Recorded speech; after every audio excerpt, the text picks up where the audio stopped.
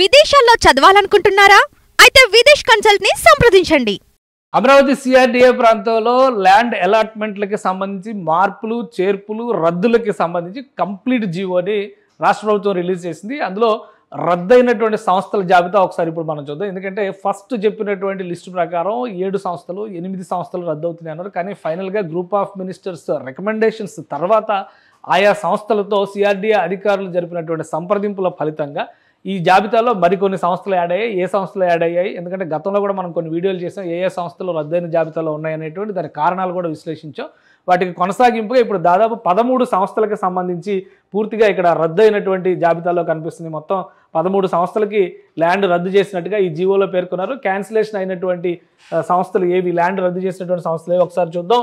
ఎన్సీడీసీకి ఇచ్చినటువంటి ల్యాండ్ని రద్దు చేశారు. ఎన్సీడీసీ ఇది national centre for disease control. దీనికి సంబంధించి గతంలో 2 ఎకరాల భూమిని కేటాయించారు, అది కూడా రద్దు చేశారు. ఇక ఆంధ్ర బ్యాంక్ ఇచ్చినటువంటి అలాట్మెంట్, సిండికేట్ బ్యాంక్ ఇచ్చినటువంటి అలాట్మెంట్ ఇవన్నీ కూడా క్యాన్సిల్ అయ్యింది. ఎందుకంటే ఈ 2 బ్యాంకులు ప్రజెంట్ ఎగ్జిస్టెన్స్లో లేవు. ఈ బ్యాంకులు వేరే బ్యాంకుల్లో విలీనమైనాయి కాబట్టి ఆంధ్ర బ్యాంక్ యూనియన్ బ్యాంక్లో విలీనమైంది. అలానే పంజాబ్ నేషనల్ బ్యాంక్ కూడా మరొక బ్యాంకులో విలీనమైంది. అలానే రైట్స్కి సంబంధించి అంటే రైల్ ఇన్స్టిట్యూట్, దీనికి సంబంధించి టెక్నాలజికల్ అండ్ ఎలక్ట్రానిక్ ఇన్స్టిట్యూట్ దీనికి సంబంధించినటువంటి అలాట్మెంట్ కూడా రద్దయిపోయింది.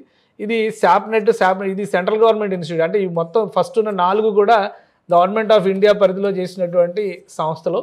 ఇక్కడ స్టేట్ ఇన్స్టిట్యూట్, ఇది స్టేట్కి సంబంధించినటువంటి SAPNET society for Andhra Pradesh network, ఇది కూడా విలీనం చేశారు ఈ సంస్థ. ఇది కూడా క్లోజ్ అయింది. కాబట్టి Centre for Strategic Planning and Governance CSPG, Institute of Leadership Excellence Governance ILEG, ఈ సంస్థలకు ఇచ్చినటువంటి ల్యాండ్ కూడా రద్దు చేస్తూ ఒక నిర్ణయం తీసుకున్నారు. ఇక Indo UK institute of health, ఈ సంస్థకి ఇచ్చినటువంటి ల్యాండ్ కూడా రద్దు చేసుకున్నారు. ప్రీవియస్ అలాట్మెంట్ టు బీఆర్ఎస్ మెడిసిటీకి ఇచ్చినటువంటి అలాట్మెంట్ కూడా క్యాన్సిల్ చేశారు. మొత్తం ఇందులో ఇక్కడ 8 సంస్థల జాబితాని మనం చూసాము. మొత్తం 13 సంస్థలకి అలాట్మెంట్ల రద్దు నిర్ణయాన్ని ఈ జీవోలో ప్రకటించారు. మరొకటి రూప్టెక్ ఎడ్యుకేషనల్ ఇండియా, ఈ సంస్థకి ఇచ్చింది ఎడ్యుకేషనల్ ఇన్స్టిట్యూషన్. అలానే హెరిటేజ్ ఎక్స్పెరిమెంటల్ లెర్నింగ్ స్కూల్, దీన్ని కూడా క్యాన్సిల్ చేశారు. సద్భావన వరల్డ్ స్కూల్, దీనికి ఇచ్చిన ల్యాండ్ కూడా క్యాన్సిల్ చేశారు.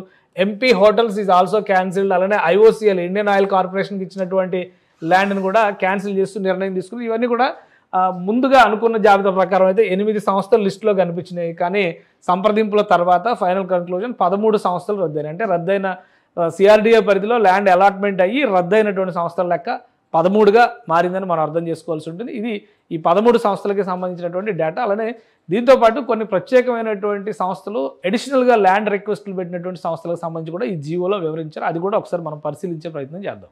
సుమన్ టీవీలో మీ పర్సనల్ అండ్ బిజినెస్ ప్రమోషన్స్ కోసం కింది నెంబర్కి కాంటాక్ట్ చేయండి.